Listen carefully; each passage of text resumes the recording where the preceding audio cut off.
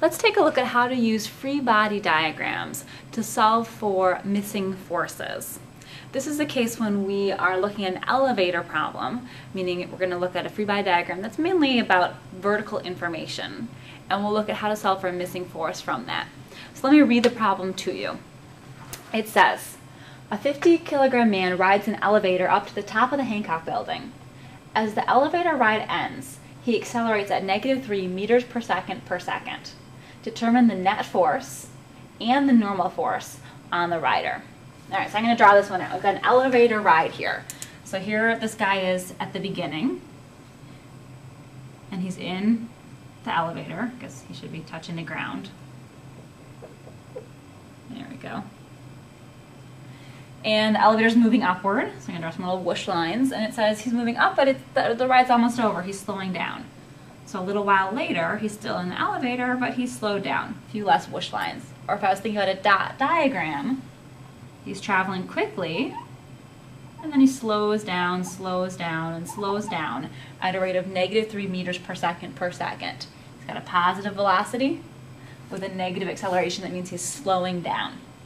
So I've got my kind of conceptual picture of what's going on. And the next thing I'm going to try and do is draw a free body diagram.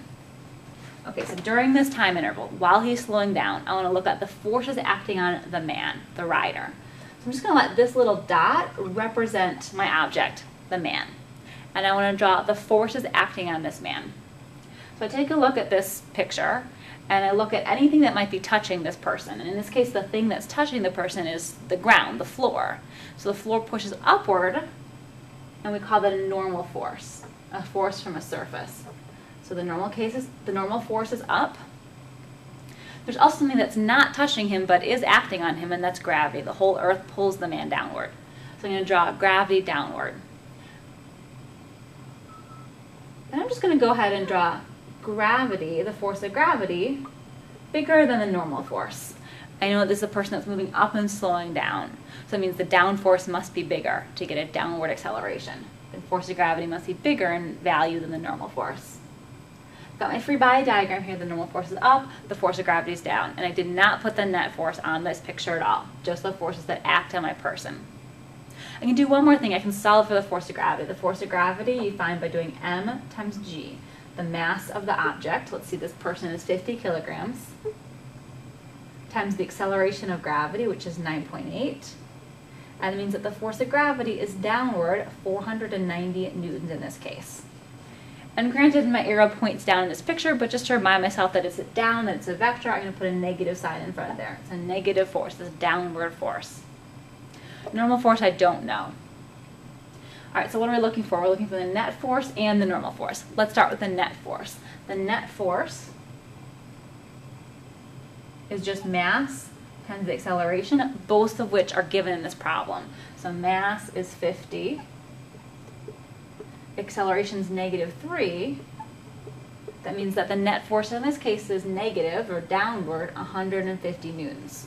So again, my overall force is downward. If something's moving up and slowing down, I have to have an overall force of downward. So here's my net force. I've already done the first part. The second part's harder. That's when we're looking for the normal force.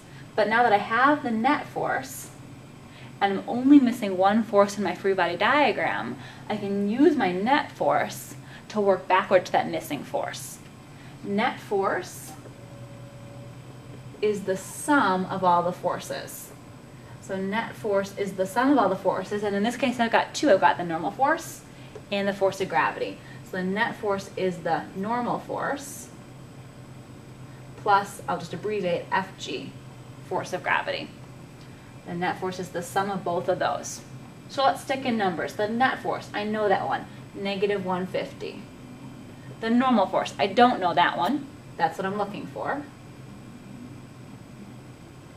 Plus the force of gravity, I know that one, it's -490. So to solve for this, I'm going to add 490 to both sides. Add 490, add 490, and I'm going to end up with a normal force. Let's see, add 490, that is 340 newtons. And it's a good double check. It is positive. That's good because it's upward. and the value is less than the force of gravity, which is good. We want a downward force overall.